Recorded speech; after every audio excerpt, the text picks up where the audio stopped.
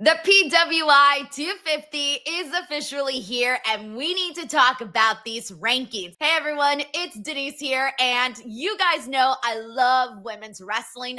And let's be real, the women are money, as we like to say here on this channel. So I was very excited to see what the rankings were for this year because I think that the women have had a fantastic year. Of course, I primarily watch WWE and AEW, so seeing their women's divisions, I truly feel that they are thriving.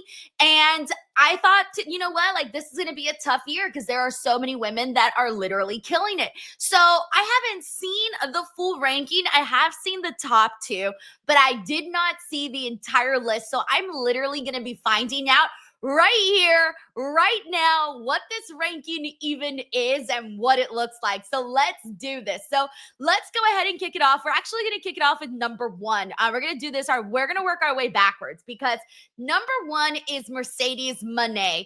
So first of all, congratulations to Mercedes Mone. But here's the deal. I knew everybody, if she was ranked number one, everybody was going to have something to say because unless you've been living under a rock and you've been going on social media, you have seen the conversation surrounding Mercedes. There is a group of people that think that she is the greatest thing to walk on earth when it comes to pro wrestling. And then there are people that feel she's overrated. They say that she's got creative control and they like to say all these really awful things about her, right? Well, I'm on the side of, dude, I've been liking so much what Mercedes has been doing on AEW. In the beginning, I didn't really feel like we were seeing the very best of Mercedes, but once she got comfortable, she just went on like a tear, man. She was just having like great match after great match after great match. And now I cannot even remember the last time. Okay, wait, I do remember the last time I didn't like a Mercedes match. It was the Britt Baker match. But other than that, I've liked pretty much every single matchup. Honestly, I would say that was the last match that I did not like of Mercedes with Britt. That was the only one. But other than that, I mean, she's been killing it with Chris. She killed it with Mina. There are so many that I'm kind of forgetting about right now. But she has been, when you get a Mercedes match, that it's going to be good and that it's going to deliver and it's possibly going to be like the top of the card. And considering that she is in a promotion that really, really values like work rate and work ethic, like when it comes to in-ring work on AEW does have to be like above a certain level, right? Like you got to go above and beyond because like their slogan says, AEW is where the best wrestle. And so you can't just like get by beating mediocre. Like you have to be a really strong wrestler to get by and to get the respect of the fans. And so I think Mercedes is doing just that. Even if some people were maybe unsure about her in the beginning, I really think that she won the AEW fans over. And of course, she's been going all over the indies. She has been collecting belts. I mean, she's had so many belts from so many different promotions.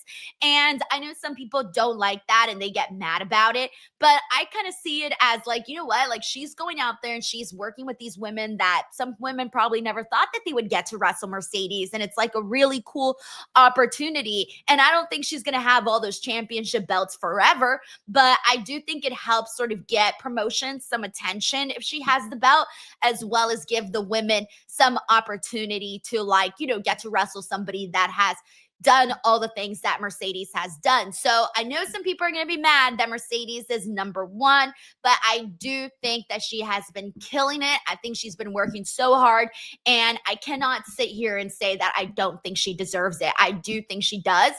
So congratulations to Mercedes, and I'm excited to see what she does or what she continues to do to like elevate the game, because she did say like when she came into AEW, her goal was to really elevate women's wrestling. And I'm not going to lie, like since Mercedes did come along, and I'm not going to fully credit Mercedes because I want to credit the other women too, but I do think that we have been seeing a lot more with the women. And I don't think that's necessarily due just to Mercedes, definitely not. But I think it is just great timing because so many women are stepping up in the AEW women's locker room, and they're getting more matches, more TV time, more storylines, and that's all we've been asking for a while. So the fact that we're at least progressing in the right direction is very, very cool. So Anyways, congratulations to the number 1 pick, Mercedes Mone. So that leads us to number 2, which is Toni Storm. Toni Storm is somebody that, damn, I think a lot of people would have probably thought that she would also make it as number 1, because Toni is like, she's almost like the opposite of Mercedes in the sense that, like, the way people react to her. Toni Storm has made people laugh. Toni Storm has made people, she's entertained people not just in the ring, but more so on a character basis. So on a character basis, she has really won the people over. And that to me kind of goes to show that sometimes if you just make people laugh, it goes a long way, right? And that's what Toni Storm does. So she's kind of different on this list, where even though her matches have been great, she's more stronger on the character side of things. And even fans who like aren't AEW fans, like I see them still give kudos to Toni Storm. Like Toni Storm gets her kudos from like all fan bases, regardless of tribalism or anything like that. Whereas like with Mercedes, it's a little bit different in terms of how people react to her. But I do think Toni Storm is also fantastic. I'm not surprised that she's up at number 2, again, because of so much that she has done. Also, when I look at this period of when the eligibility and the rankings were determined, the evaluation period is from October 1st, 2024 through September 30th, 2025. Let's not forget that at the top of this year, we saw Toni Storm in a fantastic match with Mariah May in the Hollywood ending match. That is going to go up as one of the best matches of this year. It is up there with one of the greatest women's matches ever in AEW. So, you know, that's a really huge feat and a really huge thing to accomplish. So shout out to them.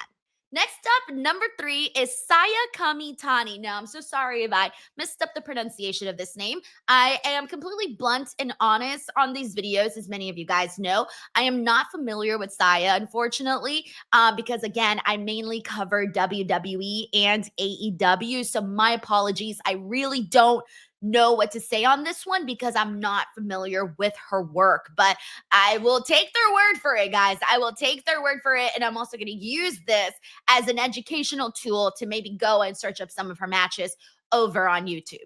All righty, now number 4 is Tiffany Stratton. It's Tiffy time. All right, so a lot of you guys know I really like Tiffany Stratton. I think she's awesome. I'm very surprised that she is ranked at number 4 above some other people in WWE. That one's a little surprising because I didn't think that she would rank above IYO. Primarily IYO or Rhea. I thought IYO and Rhea would probably be above Tiffany Stratton. Tiffany Stratton did have a great year as women's champ. She had a long reign as women's champ, which I think probably solidified her spot a little bit higher, is probably due to that. She had that crazy feud with Charlotte Flair at the top of the year that had everybody talking about how the girls went a little bit off script. She had a fantastic match with Trish Stratus at Evolution. She's been holding her own on, in the ring and whatnot, but I don't think that she's had better matches than either IYO or Rhea, so that one is a little surprising, but I do think, once again, that she did hold her own as a champion. I love the work that she did with Nia Jax. I did like that. All of the cash-in teases, the moment when she did finally cash in was awesome. All of that was great. And obviously, she was champion for a really long time. So shout out to her. Like, she has done great work, and she's has proven why her status in WWE was risen very, very fast. Honestly, like, she got places very, very fast. So shout out to Tiffany Stratton. All right, let's see. Number 5 is Stephanie. Wow, they also ranked Stephanie above IYO and Rhea. Oh, shit. First of all, congratulations to our girl, Stephanie Vaquer. I love Stephanie. I think she's just so wonderful, and she is doing something so cool as a Latina, to get to see her go out there and just like win people's hearts over in every single possible way that you can win someone's heart over. Obviously, she's a beautiful woman, but she's also very, very great in the ring. So she's getting over in every sense of the word. But also, she's doing it while English is not her first language. And the fact that she's still able to like connect and resonate with fans, not even speaking the primary, language of WWE, I think is just wonderful. So I do want to shout her out for that because she has gotten like uber popular. She was, former double champ over on NXT. Awesome to get to see her get to do that. Getting called up, of course, to the main roster, winning the title, winning the battle royal to get the title. And then also, I just think that, I feel like the way she connects with crowds, her trajectory here, and I think that Stephanie, if they do her right, if they do right by her, I think she could have what it takes to be number one on this list next year. And I'm so happy she's finally got like a big story on the main roster with Nikki Bella. So we just need to keep this going. Like we need to keep big stories happening for Stephanie because she's already hitting on all of the other marks that she needs to hit on. So congratulations to our girl, Stephanie. All right, let's see. Number 6 is IYO Sky. I thought IYO Sky was going to be so much higher on this list. I'm not even going to lie. I really did. She has had, so many good matches this year. I feel like this was IYO's year, honestly. Like people were talking about her being like the best wrestler in WWE, man or woman. I'm not even just saying woman. I'm saying men too. People were like really, really behind IYO. I feel like this was her most popular year ever, where she just got more respect than ever. People really excited for her. So I'm really genuinely surprised that she was all the way down at number 6 here. I love the work IYO has been doing. And when people say she's been an extraordinary wrestler, I can't disagree with that whatsoever. So congratulations to our girl IYO. And I think that she could be higher for sure on this list. Number 7 is Athena. Athena has obviously been doing a lot of great work in AEW, primarily over on the Ring of Honor side. Regardless of whether or not you were taking the time to watch Ring of Honor, you were hearing about the work that Athena was doing. You were hearing about, how she was having great matches with Billy Starks, with all of these people, and being the champion for such a long time. Like all of that really goes a long way. And when you can get people talking and spreading word of mouth about you and about the promotion that you're on, I feel like that's great because for the longest time, I really wasn't hearing that much about Ring of Honor. The only thing that I was really hearing about was, oh, Athena's killing it and we want to see her on Dynamite. But anyways, congratulations to Athena. All right, next up, we got Sareee at number 8. And then again, I feel so bad because I'm not as familiar with what she's been doing, but I have heard people say like, oh, she's killing it and all of that. I unfortunately haven't been able to see as much of it, so I'll take their word on this one. Number 9 is Naomi. Naomi. All right, so Naomi, she also had a fantastic year. So much has happened for her. She cashed in at Evolution, became champion. Awesome moment. Her character as a heel really got a lot of attention. People were loving it. She was like portraying the psychotic character so well. I love this for Naomi. I'm glad that she made it on the top 10 because this was a really strong year for her too. And, she got pregnant. So she's, off doing, getting ready to have a baby and become a mother. So congratulations to her because she's had a lot to be happy about this year. A lot to be happy about. I do think if Naomi probably would have continued on, doing the stuff as champion because she had a short run, unfortunately. Well, not unfortunately, because, it's for a good reason, not a bad reason. But she did have a short run. I do think if her run was a little longer, that, she would probably be a lot higher on the list. But nonetheless, she had a fantastic year where she really got fans like talking about her, and considering how long she's been in the company, for her to be able to completely reinvent herself was just wonderful to see for Naomi.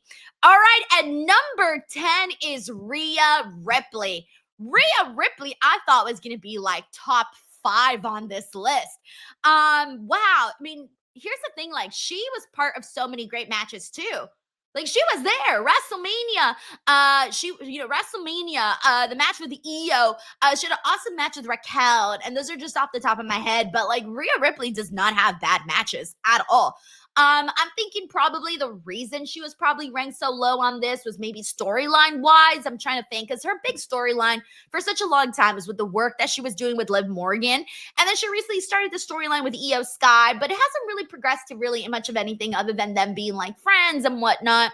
And that's kind of about it. But I still think that she should be a little bit higher because Rhea Ripley, regardless, like here's the thing, she's also had a tremendous amount of success outside of WWE. Like you go to Hot Topic, this girl's t-shirts are everywhere, and I think that also should be like part of this is like mainstream attention and buzz and getting people to talk about you and getting people, literally having conversations about you. And Rhea Ripley is a needle mover. She's the biggest needle mover, in my opinion, out of everybody on this list. I don't think I've seen people really move the needle the way that Rhea has, where there's so much interest in her and people just want to see her.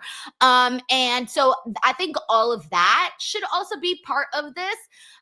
So that's why I did think that Rhea Ripley should be ranked a lot higher on this list. There you guys have it. This was the first time I was seeing this list. I made sure to not look at it till I did this video.